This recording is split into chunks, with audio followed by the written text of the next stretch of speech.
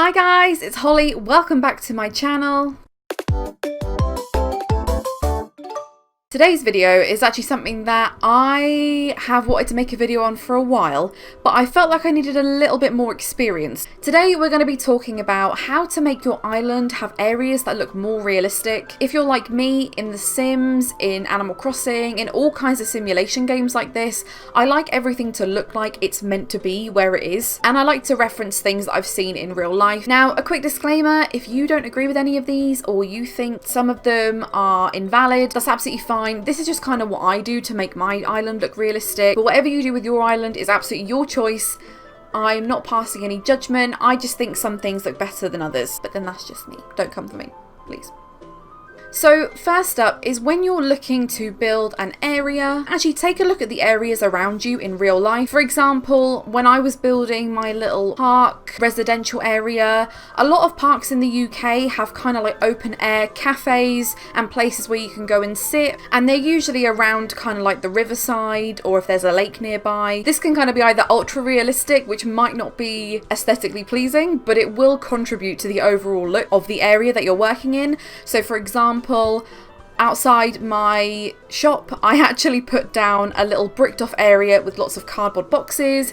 I put a little like a wheelie bin, because when you go to a shop you do see that kind of stuff, so it only felt right for me to include it. Obviously, if you're not worried about getting everything completely accurate, then it's not really an issue, but if you want to go for kind of like a realistic vibe, then I would definitely recommend something like that. Next up is that islands and towns in general are not symmetrical, so don't worry so much about your town or island being symmetrical. Of course, if you've got a feature piece where you've got lots of flowers and some water and some trees, then yeah, it probably would look nice to be symmetrical, but just don't forget the fact that in real life, that's not how things are. Life is not a symmetrical thing.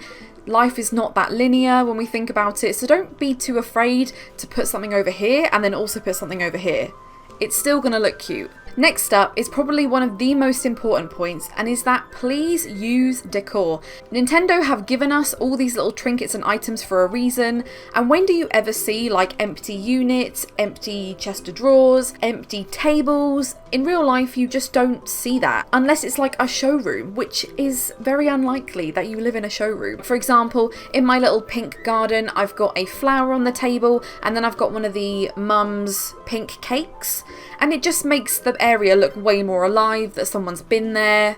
I just prefer that kind of vibe. It makes areas look lived in, which for me is like really important. Next up is something that is a huge pet peeve of mine, and I cannot help but let it infuriate me, and that is keep wood types together. There is a reason that when you go into furniture shops, there's wood types, and they always have a set of furniture, a wardrobe, some bedside tables. They will always come in a set that is the same colour. You would not find a mismatched set, it just doesn't happen. I guess for some people that might not really be an issue, but if you've got lots of different wood types, it's going to look really disjointed. So for example, if you've got a light wood table, try and go for like a lighter coloured sofa or lighter coloured log sofa or something like that. Luckily there's a lot of customization in this game, so there's no reason why you can't make it look how you want it to look. Now, I don't mean the like colours like the pinks and the blues and the greens, because typically people use those in quite colourful settings, so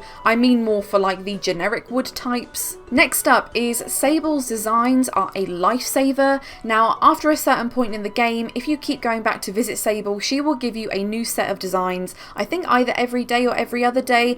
These are amazing. We all know that Nintendo kind of did us dirty with the whole custom design slot thing, and I am almost completely full up. So it's really annoying, but Sable has some really good designs. We've got donuts, we've got sushi, we've got plant patterns, we've got gingham, we've got stripes, we've got spots and polka dots. We've literally got it all.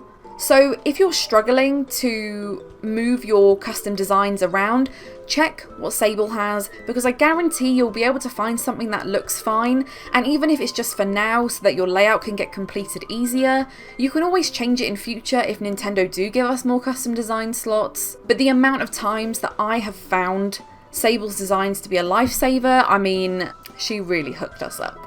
Next up is lay patterns down on top of paths. Typically in real life, paths don't look really washed. They don't look completely trimmed and amazing. If you see some cobblestones, there's always little bits of grass poking out, bits of weeds poking out. It's just not normal for a path to be completely empty. So when I was doing Marina's front yard design, I thought it'd be really, really fun to put some shells, you know, some little tidbits like that, little shiny bits, because it really brought everything in together. The beach. The beach is never empty. There's shells everywhere, dare I say it, there's litter everywhere. You don't need it to be just pure yellow sand. And I would always say that if you're unsure if something will look good on top of a path, just try it. And last but not least, certainly not least, because I've used this so many times on my island now, is use weeds to your advantage. I know that people pluck them, I know people want to get rid of them. When you time travel, it's a sign that your island is unkept, but it really doesn't have to be like that.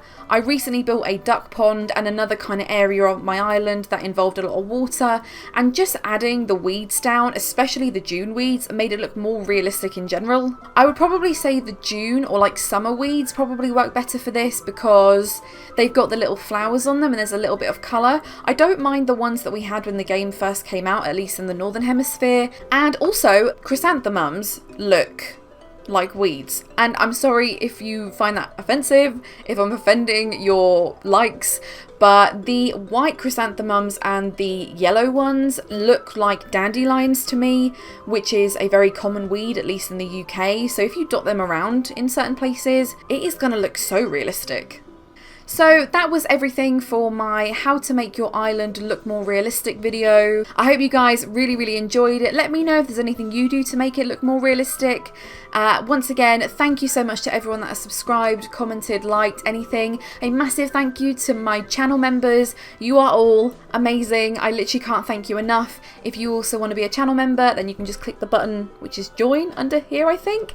And yeah, let me know what you think, and I will see you in my next video. Bye!